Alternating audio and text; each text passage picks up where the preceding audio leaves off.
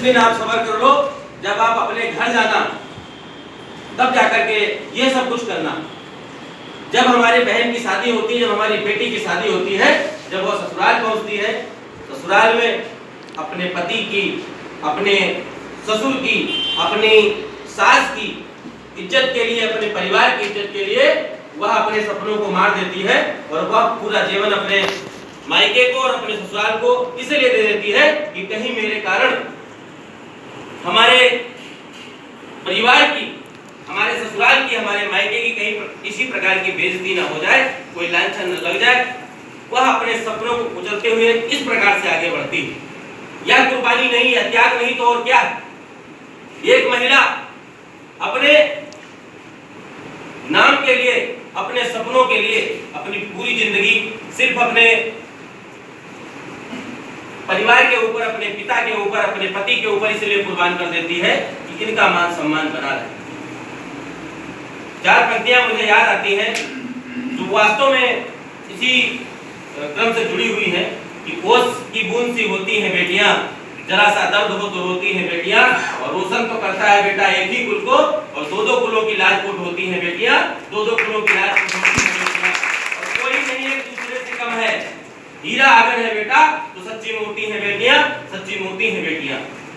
लेकिन वास्तव में जो अनुपात इस समय हमारी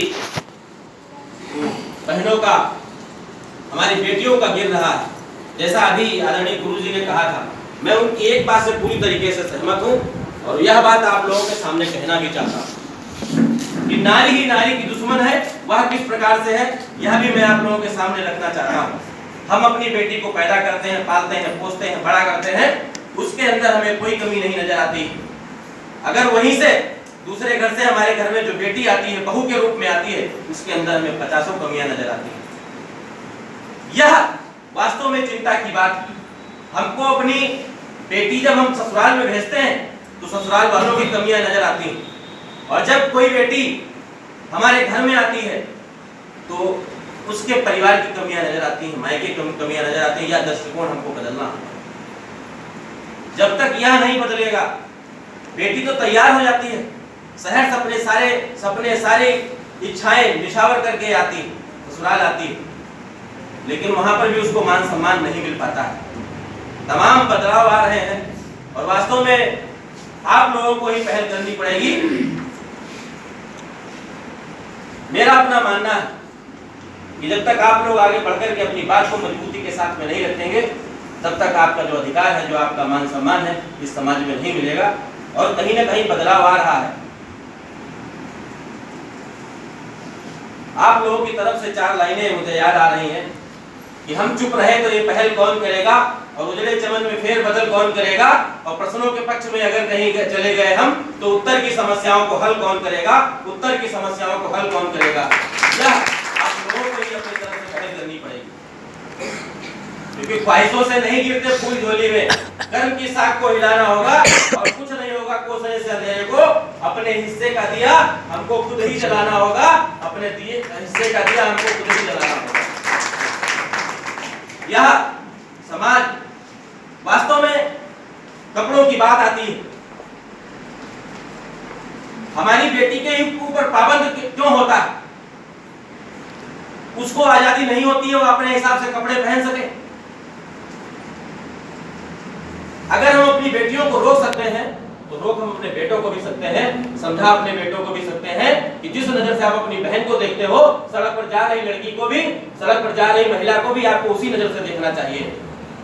समाज ने वो व्यवस्था बनाई, ये आपकी जो नजर है उसको ठीक करने के लिए पत्नी के रूप में आपको एक महिला मिलती है जिससे आप अपने दिल की बातें कर सकते हैं। आप अपना पूरा जीवन यापन उसके साथ करते हैं और अर्धांगिनी के रूप में आपके पूरे जीवन में सहयोग करती रहती है और चाहे जितनी भी तकलीफें उठाए। समाज ने व्यवस्था बनाई है, आप अपने दिल की बात अपने परिवार तक किस प्रकार से पहुंचाएं उसके लिए आपको बहन दी। आप अपना दर्द, आप अपनी पीड़ा किससे कहें उसके लिए आपको मां दी। बहुत सारे ऐसे रिश्ते हैं, इन रिश्तों के माध्यम से आप वास्तव में अगर चाहें तो महिलाओं को सम्मान दे सकते हैं और हम सभी लोगों का यह प्रयास होना भी चाहिए।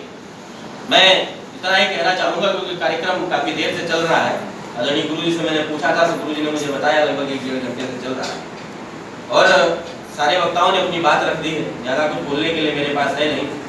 आप सभी लोगों को मैं यहाँ पर नमन करता हूँ, वंदन करता हूँ। और वास्तव में जो यह ठक्कर बाबा सेवा आश्रम जो पहल कर रहा है, जो कार्य कर रहा है, अपने आप में अनूठे हैं, सराहनीय हैं। मैं आप सभी का हृदय से धन्यवाद देता हूँ, पलिया निवासियों की तरफ से, क्षेत्रवासियों की तरफ से। और एक वादा भी करता हूँ, भविष्य में जब कभी भी आपको जरूरत पड़ेगी, चाहे वो आर्थिक रूप से हो, चाहे वो शारीरिक रूप से हो, चाहे वो मानसिक रूप से हो, मैं हर समय, चाहे वो दिन हो चाहे रात हो, मैं आप लोगों के लिए जो भी हमसे बन पड़ेगा मैं करने के लिए तैयार हूँ। आप सभी लोगों ने मुझे सुना, आपका बहुत बहुत धन्यवाद।